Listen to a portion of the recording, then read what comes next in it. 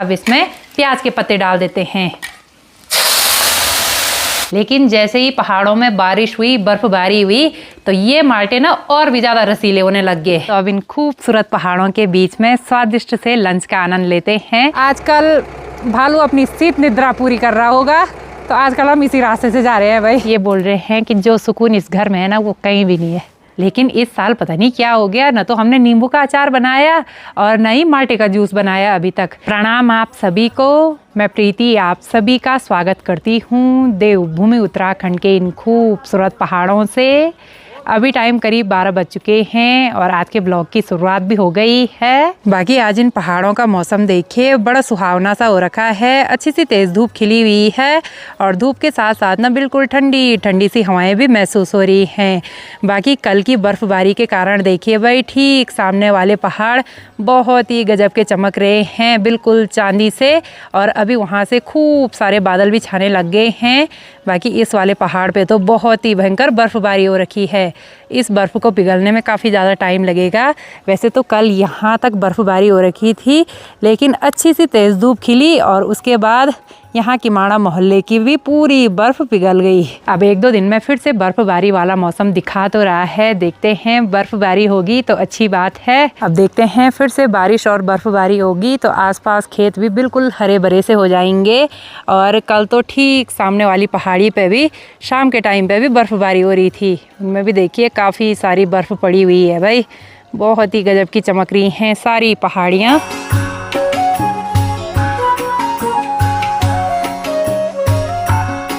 अब गांव की महिलाएं देखिए भाई, जंगल से घास लेके भी आ गई हैं। ये हैं हमारी दीदी जी। यदि लिया की घास? हाँ यदि प्रणाम। बस बढ़िया। कति मोड़ू गोरू? हाँ दीदी देखो, इतनी पतली दिखती है पर भारी इतनी बड़ी बड़ी लाती हैं भाई। ये देखो, सही बात है। सुबह सुबह जंगल जाना ही पड़ता है चारा पत्ती के लिए। तो आज थी बांझ की उपदी, तो सभी महिलाएं देखिए भाई बांझ लेके आ गई हैं, बड़ी बड़ी बांझ की भारी। तो कल तो यहाँ बर्फ़बारी हुई, जिस वजह से गांव की महिलाएं जंगल नहीं जा पाई चारा पत्ती के लिए। और आज मौसम सही था तो आज उपदी हो गई बांझ की, यानी कि सारी गाँव की महिलाएँ एक साथ जाती हैं जंगल में और वहाँ से बांझ काट के लेके आती हैं।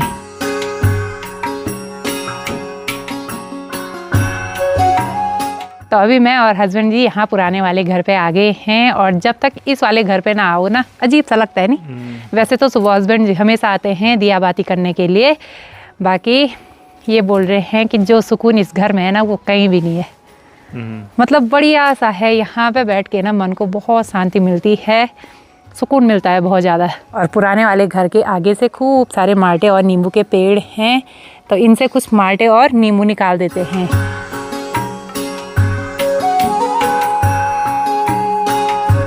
तो थोड़ी देर तक पुराने वाले घर पे बैठ के चिंतन मनन करने के बाद अभी मैं आ गई हूँ सगवड़े में। अब यहाँ पेड़ से 2-4 माल्टे निकाल देते हैं, क्योंकि लंच बनाने का टाइम भी हो ही गया है। और आज भी मैं सोच रही हूँ कि लंच में कुछ स्पेशल बनाया जाए, तो एक बार यहाँ से माल्टे निकाल देते हैं, फिर चलते हैं ऊपर अपने घर में। अभी इस माल्टे के पेड़ पर चढ़ने के लिए नहीं हो रहा है, तो अभी मैंने एक बड़ा सा बाँस का डंडा ले लिया है, इसी से माल्टे निकाल देंगे। तो चलिए जी, पेड़ों से हमने 2-4 माल्टे और एक नींबू भी निकाल दिया है। और वैसे तो पिछले साल तक हम इस पेड़ से काफ़ी सारे नींबू लेके गए थे अचार बनाने के लिए, लेकिन इस साल पता नहीं क्या हो गया, न तो हमने नींबू का अचार बनाया और न ही माल्टे का जूस बनाया अभी तक। वैसे अब कुछ दिन में जाएंगे माल्टे का जूस निकालने के लिए, क्योंकि गर्मियों के टाइम पे ना सबसे ज़्यादा ज़रूरत होती है माल्टे की जूस की।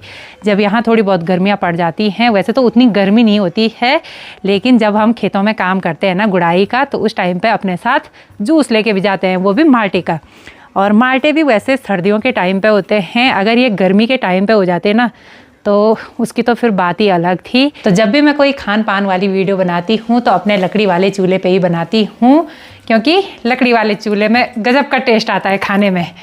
तो एक बार यहाँ चूल्हे में आग जला देते हैं। तो यहाँ पे अच्छी सी आग जल गई है, और वैसे तो आज बाहर अच्छी सी तेज़ धूप खिली हुई है, लेकिन फिर भी हम चूल्हे में गर्म पानी रखेंगे, क्योंकि पानी काफ़ी ठंडा आ रहा है। चाहे धूप तेज़ हो या कम हो, पानी बहुत ठंडा आता है आजकल ठंड के टाइम पे। तो आज मैं जो स्पेशल साग बनाने वाली हूँ वो है प्याज के पत्तों का साग।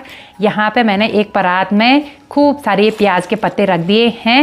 इनको मैं कुछ दिन पहले मार्केट से लेके आई थी। बाकी प्याज के पत्तों का साग ना मुझे बहुत ही ज़्यादा टेस्टी लगता है और होता भी है भाई टेस्टी। तो आज हम बनाएंगे प्याज के पत्तों का साग। बाकी यहाँ पे मैंने प्याज के पत्ते भी अच्छी तरह से धो लिए हैं। अब इनको बारीक काट देते हैं।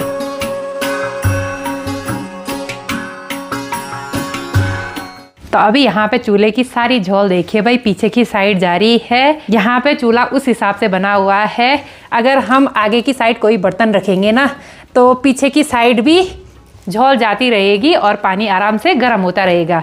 बाकी अभी मैंने पानी को तो पीछे की साइड रख दिया है। बाकी आगे की साइड लोहे की कढ़ाई रख देते हैं चूल्हे पे। और यहाँ पे मैंने प्याज को भी अच्छी तरह से बारीक काट दिया है। तो अब प्याज का साग बनाना शुरू कर देते हैं।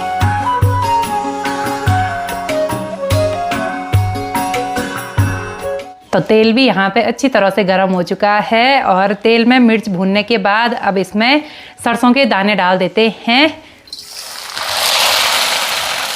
तो सरसों के दाने भी अच्छी तरह से चटक गए हैं। अब इसमें प्याज के पत्ते डाल देते हैं। हमेशा आग लग रही है भाई यहाँ पे।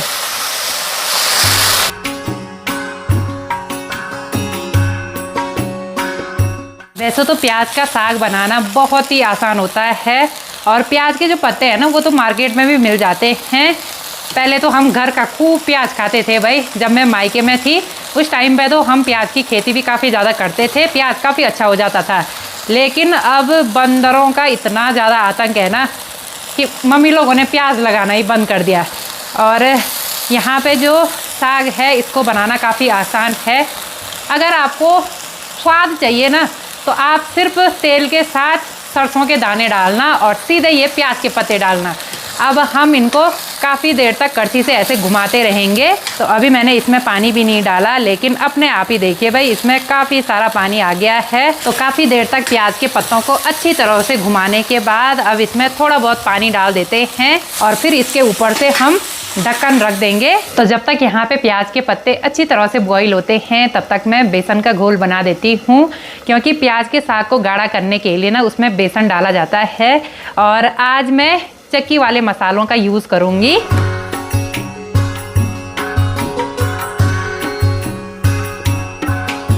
तो जब तक मैंने बेसन का घोल बनाया तब तक यहाँ पे जो प्याज के पत्ते हैं ना वो भी अच्छी तरह से बॉईल हो चुके हैं। तो अब इसमें ये जो बेसन का घोल मैंने बनाया है इसको डाल देंगे। तो आज के लंच में टेस्टी सा प्याज का साग बनके तैयार हो चुका है और अभी तो इसका कलर देखने में बहुत ही गजब का लग रहा है। वैसे ही इसमें जो सरसों के दाने हैं ना उनका तो टेस्ट अलग ही आता है भाई। तो जब तक यहाँ पे प्याज के पत्तों का साग अच्छी तरह से उबल के तैयार होता है तब तक मैं यहाँ पे पहाड़ी रसीले माल्टे काट देती हूँ। और पता कुछ टाइम पहले तक ना जब तक बारिश नहीं हुई थी इन माल्टों पे ना स्वाद भी नहीं आ रहा था। लेकिन जैसे ही पहाड़ों में बारिश हुई, बर्फबारी हुई तो ये माल्टे ना और भी ज़्यादा रसीले होने लग गए। बहुत टेस्ट आ रहा है आजकल इन माल्टों पे। तो चलिए जी, चूल्हे की लकड़ियाँ भी समाप्त हो गई और यहाँ पे प्याज के पत्तों का साग बनके भी तैयार हो चुका है। तो अब इसको चूल्हे से निकाल देते हैं। और चूल्हे से निकालने के बाद और भी ज़्यादा स्वाद के लिए हम इसमें डालेंगे धनिया के पत्ते। तो लंच बनके भी तैयार हो चुका है। अब स्वादिष्ट से प्याज के पत्तों के साग का आनंद लेते हैं। और अभी मैंने थाली पे चावल रख दिए हैं। बाकी एक कटोरी पे प्याज के पत्तों का साग रख देते हैं। हमने कुछ पहाड़ी माल्टे भी काटे हैं तो इनको भी इसमें सजा देते हैं।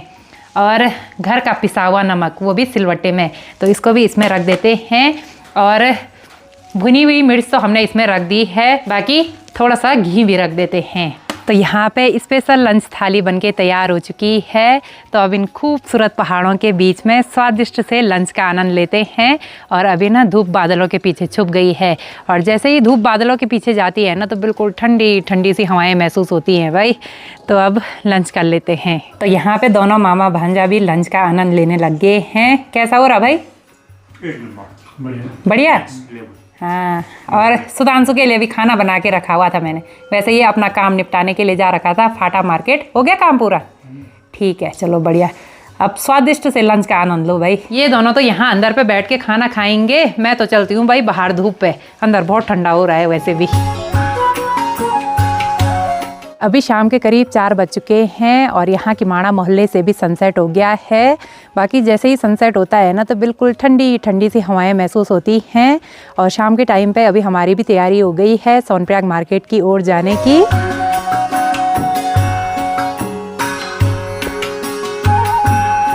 तो आज मैं बहुत दिनों के बाद गाड़ी चलाने वाली हूँ फिर से। उस दिन से टाइम ही नहीं लगा ना, हाँ लगभग 1 हफ्ता हो चुका है। तो मैं सोच रही हूँ कि आज चलते हैं थोड़ा बहुत गाड़ी चलाने के लिए। कहीं पता चल रहा मैं भूल गई तो हो गया भाई फिर। वैसे तो इतनी आसानी से नहीं भूलेंगे ना, नहीं, आज जो एक बार सीखते हैं ना उसका मतलब ही नहीं होगा फिर। अच्छा, लेकिन प्रैक्टिस ज़रूरी है। तो आजकल हमारी दोनों गाड़ियाँ यहीं पे पार्क रहती हैं। कभी हम दूसरी साइड पार्क करते हैं, कभी यहीं पर पार्क कर लेते हैं जहाँ मन में आए। वैसे कुछ टाइम पहले इस रास्ते से भालू का काफ़ी ज़्यादा डर था तो हम इस साइड से ज़्यादा नहीं जाते थे।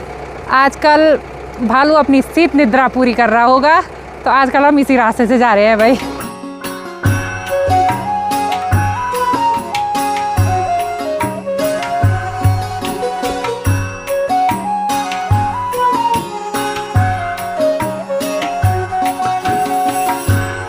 तो अभी हम सोनप्रयाग में पहुंच चुके हैं अपने होटल के पास। बाकी आजकल यहाँ पे हमारी दुकान भी फिर से खुला हो चुकी है क्योंकि हमारे होटल के एक स्टाफ आ चुके हैं यहाँ पे दुकान संभालने के लिए। बाकी यहाँ सोनप्रयाग में ठंड काफ़ी ज़्यादा है भाई, क्योंकि सर्दियों के टाइम पे इस वाली जगहों पे धूप काफ़ी कम आती है और सुबह भी यहाँ पे ऐसा ही ठंडा होता है।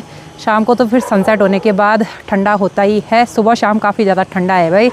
और आज आसमान में फिर से काले काले बादल छा गए हैं, क्या पता इन पहाड़ों में फिर से बर्फबारी हो जाए। तो चलिए जी, यहाँ पे हमने गाड़ी पार्क कर दी है और अब यहाँ से जाना है पैदल पैदल घर की ओर। आज तो काफ़ी ज़्यादा अंधेरा हो गया है भाई। तो चलिए जी, पहुँच चुके हैं घर में और आज तो घर आते आते काफ़ी ज़्यादा अंधेरा हो गया।